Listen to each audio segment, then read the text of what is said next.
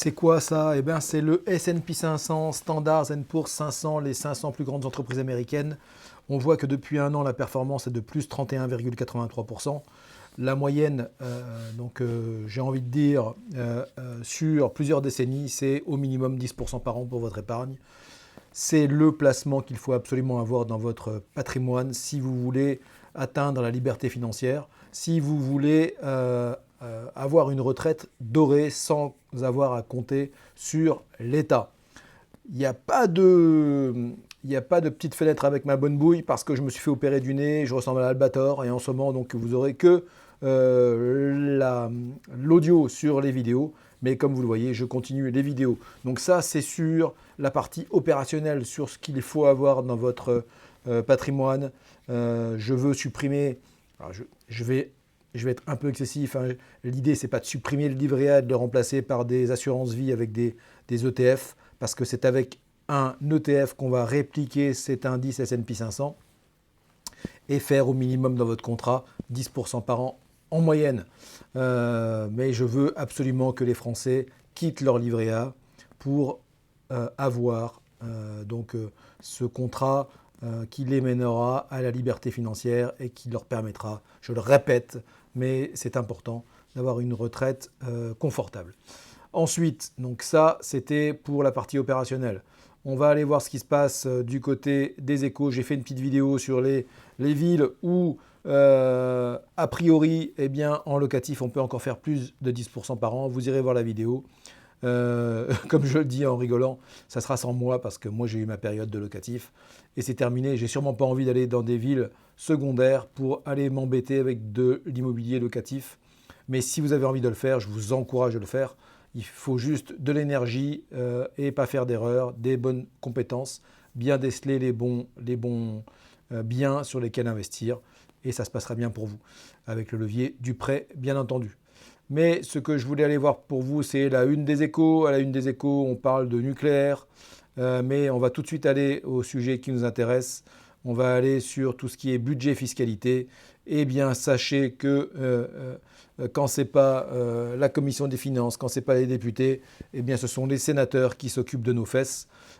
Les sénateurs, on va voir ça, exit tax, flat tax, IFI, les hausses d'impôts surprises du Sénat. Je vais plutôt lire avec vous un article de quelqu'un que j'aime beaucoup, que je suis sur LinkedIn, qui synthétise ça de manière un peu plus concrète que ne le fait cet excellent journaliste Sébastien Dumoulin. Mais donc effectivement, c'est un affront politique pour le gouvernement.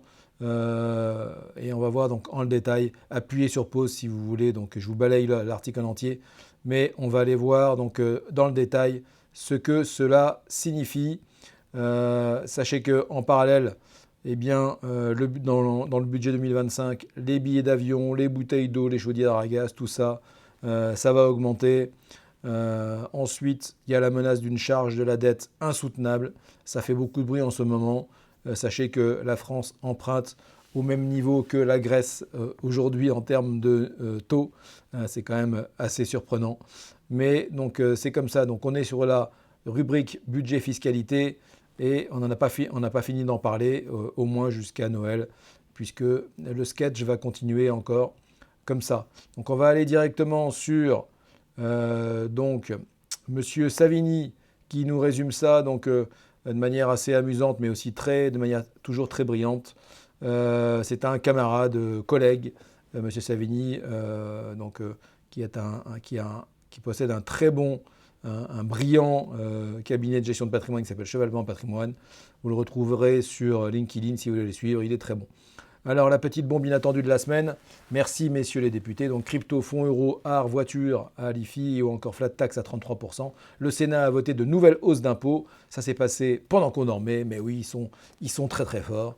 On reprend donc la notation habituelle sur une échelle de 5 bombes pour mesurer l'impact patrimonial. Alors donc la hausse de la flat tax, effectivement, ça risque de passer à 33%. Je ne vois vraiment pas comment on va pouvoir y échapper. Ça nous pendait au nez. Mais maintenant que les sénateurs sont dessus, écoutez, ça prend quand même un vilain tournant là-dessus. Moi, je trouve que c'est complètement scandaleux parce que ça va toucher tous les placements financier. Or, en France, on sait qu'on adore l'immobilier, et on n'a aucune culture financière. Et ce n'est pas comme ça qu'on va aider les Français à aller investir en bourse, puisque la flat tax, c'est la taxe des plus-values sur les actions ou sur tout simplement les plus-values que vous faites sur votre contrat d'assurance vie. Ensuite, un niveau de 5, sur le niveau de bombe, l'IFI totalement remanié, donc l'impôt sur la grande fortune, devient l'impôt sur la fortune improductive. Donc là, on quitte un impôt uniquement focalisé sur l'immobilier et on va donc voir ce que ça concerne. Donc dans la ligne de mire, eh bien, tout ce qui est improductif, et tout ça a été cité clairement par les sénateurs. Les véhicules de toutes sortes, voitures, bateaux, avions, les œuvres d'art.